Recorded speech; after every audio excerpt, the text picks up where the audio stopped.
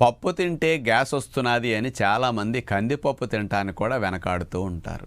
మరి ప్రోటీన్ అనేది బాగా అందటానికి పప్పు చాలా అవసరం. కానీ గ్యాస్ రాకుండా తేలిగ్గా అరగటానికి ఉపయోగపడే పప్పులో కందిపప్పు తర్వాత స్థానం కూడా పెసరపప్పుకు ఉంటుంది. 100 గ్రాముల పెసరపప్పులో 25% ప్రోటీన్ ఉంటుంది. అంటే 25 గ్రాములు అన్నమాట. కందిపప్పుతో పోలిస్తే పెసరపప్పు తేలిగ్గా జీర్ణమవుతుంది, గ్యాసెస్ని తక్కువ ఉత్పత్తి చేస్తుంది.